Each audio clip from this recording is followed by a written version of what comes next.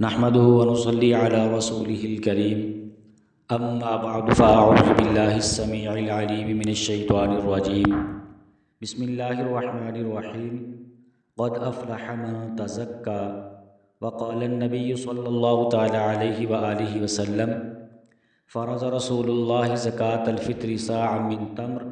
أو صاعا من شعير على العبد والحر والذكر والأنثى والصغير والكبير من المسلمين صدق الله وصدق رسوله النبي الكريم ونحن على ذلك لمن الشاهدين والشاكرين والحمد لله رب العالمين۔ انتہائی واجب الاحترام سامعین گرامی، آج کی نشست میں آپ احباب کے سامنے صدقہ فطر کے چند ایک فضائل و مسائل کا تذکرہ کرنا مقصود ہے۔ دعائے پروردگار عالمین سے کہ میری زبان پہ کلمہ حق جاری فرمائے۔ عزیزان گرامی، اسلام میں مختلف قسم کے صدقات کا حکم دیا گیا ہے، اور ان میں سے ایک صدقہ فطر بھی ہے، جس کا عید الفطر کے مبارک اور مسعود موقع پر دینا مشروع ہے۔ صدقہ فطر اسلام کا ایک ایسا حکم ہے جس سے شاید ہی کوئی شخص ناواقف ہو۔ اس کی مشروعیت قرآن و حدیث سے ثابت ہے۔ قرآن کریم میں اللہ تبارک و تعالیٰ نے یہ بات ارشاد فرمائی، قد افلح من تزکا، وہ کامیاب ہو گیا جس نے زکوٰۃ دی۔ اس آیت کی تفسیر میں متعدد اقوال مذکور و منقول ہیں۔ ان میں سے ایک قول یہ ہے کہ یہاں زکوٰۃ سے صدقہ فطر مراد ہے۔ چنانچہ امام بزار نے بطریق عمر بن عوف رضی اللہ تعالیٰ عنہ کے رسول اللہ صلی اللہ علیہ وآلہ وسلم سے حدیث نقل کی ہے کہ آپ نماز عید سے قبل صدقہ فطر کا حکم ارشاد فرماتے تھے، اور دلیل کے طور پر اسی آیت کریمہ کی تلاوت فرماتے۔ اسی طرح سیدنا عبداللہ بن عمر رضی اللہ تعالیٰ عنہما کے بارے میں منقول ہے کہ آپ عید میں جانے سے پہلے صدقہ فطر دیتے اور اسی آیت کریمہ کو بطور دلیل کے پیش فرماتے۔ سیدنا علی المرتضیٰ، سیدنا ابو سعید خدری اور سیدنا عبداللہ بن عمر رضی اللہ تعالی عنہم اجمعین کا بھی یہی قول ہے۔ اور اسی طرح نبی پاک صلی اللہ علیہ وآلہ وسلم نے بھی کئی اپنی مبارک فرامین کے اندر صدقہ فطر کی ترغیب دی، حکم ارشاد فرمایا۔ چنانچہ سیدنا عبداللہ بن عمر رضی اللہ تعالی عنہما کہتے ہیں کہ فرض رسول اللہ صلی اللہ علیہ وآلہ وسلم زکاة الفطر صاع من تمر او صاع من شعیر علی العبد والحر والذکر والانثى والصغیر والکبیر من المسلمین، او کما قال علیہ الصلوۃ والسلام، کہ حضور علیہ الصلوۃ والسلام نے مسلمانوں میں سے ہر غلام اور آزاد، مرد و عورت، بچے اور بوڑھے پر ایک سا جو یا ایک سا کھجور صدقہ فطر میں دینا فرض قرار دیا ہے۔ اسی طرح سیدنا عبداللہ بن عباس رضی اللہ تعالی عنہما نے بصرہ کے امارت کے دور میں جب ان کو بصرہ کی امارت ملی، ایک مرتبہ رمضان المبارک کے اخیر ایام میں فرمایا کہ اپنے روزوں کی زکوٰۃ نکالو۔ یہ سن کر لوگ ایک دوسرے کو دیکھنے لگے کہ یہ روزوں کی زکوٰۃ کیا ہوتی ہے۔ سیدنا عبداللہ بن عباس رضی اللہ تعالی عنہما نے فرمایا کہ یا اہل مدینہ میں سے جو لوگ ہیں وہ کھڑے ہوں اور اپنے بھائیوں کو تعلیم دیں، یہ لوگ نہیں جانتے کہ یہ زکوٰۃ صدقہ فطر ہے۔ اللہ کے رسول صلی اللہ علیہ وآلہ وسلم نے ہر مرد و عورت اور آزاد و غلام پر ایک سا جو یا کھجور یا آدھا سا گندم یہ فرض قرار دیا ہے۔ اور پھر اسی طرح سیدنا ابو سعید خدری رضی اللہ تعالیٰ عنہ فرماتے ہیں کہ فرض رسول اللہ صلی اللہ علیہ وآلہ وسلم صدقۃ الفطر صاع من شعیر او صاع من تمر او صاع من عقد، کہ رسول اللہ صلی اللہ علیہ وآلہ وسلم نے صدقہ فطر میں ایک سا جو یا پھر ایک سا کھجور یا پھر ایک سا پنیر اس کو مشروع قرار دیا ہے۔ تو اب یہ نبی پاک صلی اللہ علیہ وآلہ وسلم کی کئی روایات میں یہ چیزیں آتی ہیں، اور یہاں پر مختلف چیزوں کا اللہ کے نبی صلی اللہ علیہ وآلہ وسلم نے تذکرہ فرمایا ہے۔ ایک تو آپ نے فرمایا کہ ایک سا کھجور کے اعتبار سے، پنیر کے اعتبار سے، جو کے اعتبار سے، کشمش کے اعتبار سے یہ 3-4 چیزیں یہ بنتی ہیں، اور 5ویں چیز اس میں گندم بنتی ہے۔ تو ان کا کیا اوزان ہے، کیا ان کے وزن ہوں گے؟ تو یاد رکھیے گا کہ اگر کسی شخص نے گندم کے اعتبار سے صدقہ فطر نکالنا ہو تو گندم کے اعتبار سے ویسے تو 2.25 کلو ہے، لیکن احتیاطاً علماء اس کو 2 کلو بتا دیتے ہیں، اور پھر اپنے اپنے شہر کے اعتبار سے گندم کا ریٹ پتہ کیا جائے تو وہاں کے ریٹ کے مطابق احتیاطاً 2 کلو گندم کے اعتبار سے اپنا صدقۃ الفطر ادا کرے۔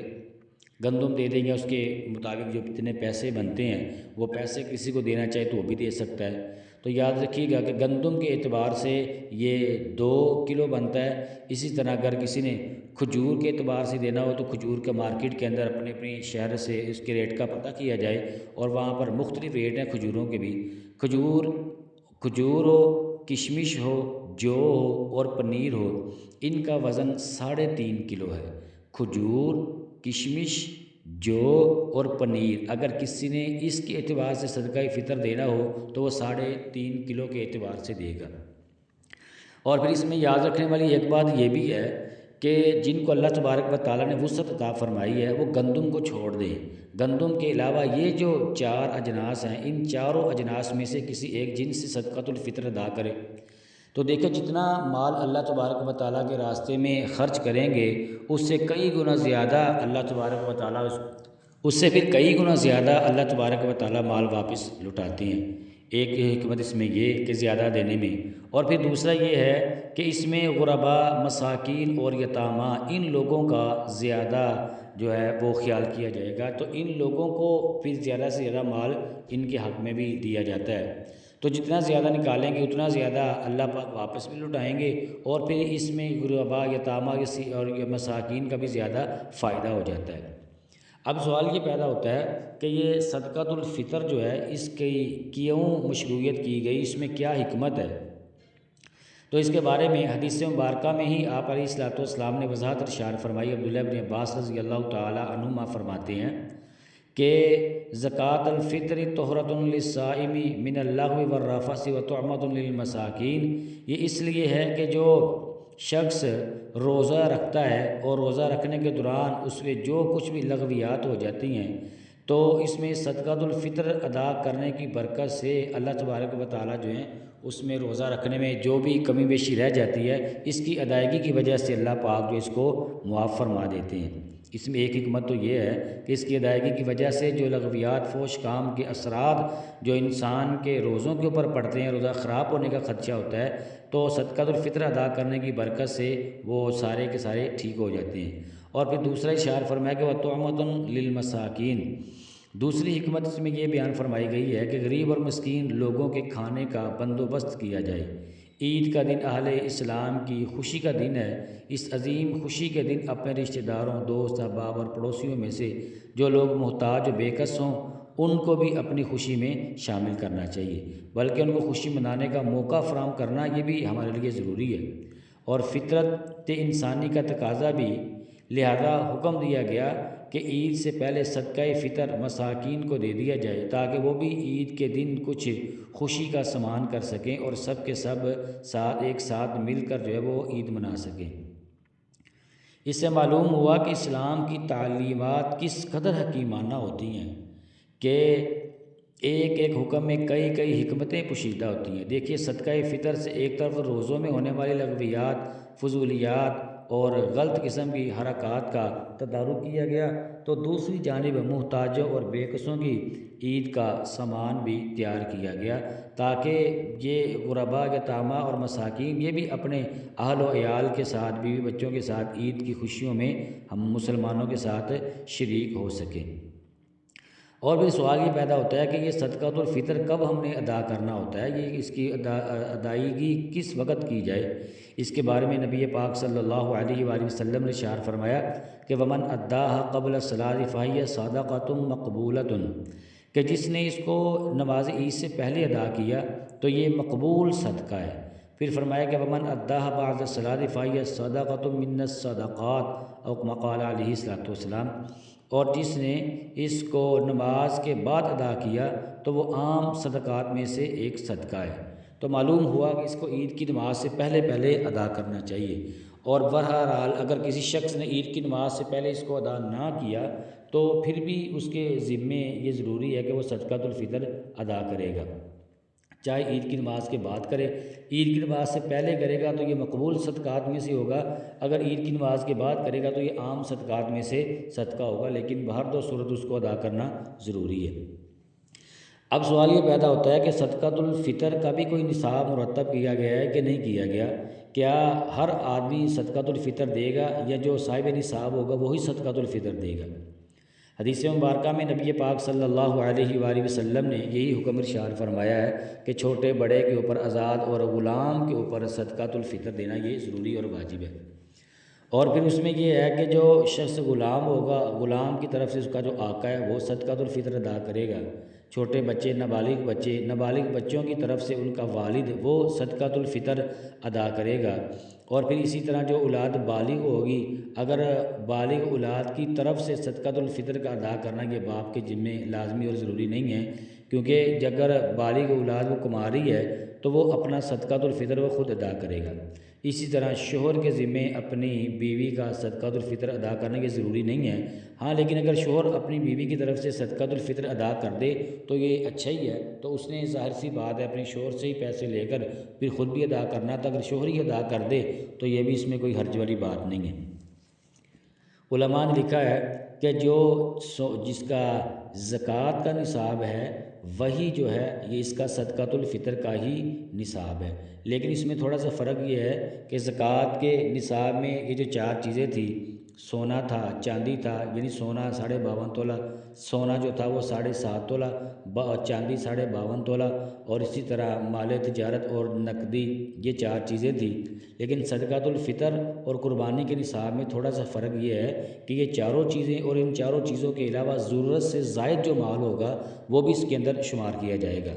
تو ایک فرق اس میں یہ ہے۔ اور دوسرا فرق اس میں یہ ہے کہ زکوٰۃ کے لیے سال کا گزرنا ضروری تھا، تو اس کا سال کا گزرنا ضروری نہیں ہے صدقۃ الفطر کے لیے، اور اسی طرح یہ قربانی کے لیے ان کا سال کا گزرنا ضروری نہیں ہے۔ جیسے ہی وقت شروع ہوا تو وقت کے شروع ہوتے ہی اگر بندہ مالدار ہو جاتا ہے تو اس کے اوپر یہ صدقۃ الفطر اور قربانی دینا واجب ہو جائے گا۔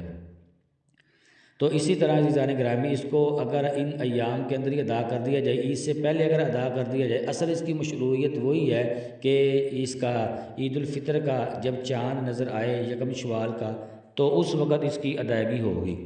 چاند کو دیکھنے کے بعد، لیکن اگر استحساناً یہ ہے کہ اگر اس کو پہلے ادا کر دیا جائے تو یہ زیادہ بہتر ہے۔ زیادہ بہتر اس لیے ہے کہ جس شخص نے جو بھی تیاری کرنی ہو اپنے جوتی کپڑے کے اعتبار سے یا اپنے راشن پانی کے اعتبار سے، تو وہ اپنی بروقت تیاری کر کے پھر عید کی خوشیوں میں شامل ہو سکتا ہے۔ ظاہر سی بات ہے ہم نے جس کو صدقۃ الفطر دینا ہے اس نے اپنے بھی جوتی کپڑے کا انتظامات، دیگر ضروریات زندگی کے جو انتظامات کرنے ہیں، اپنے بچوں کے انتظامات کرنے ہیں، تو اس لیے اس میں یہ ہے استحسان کے طور پر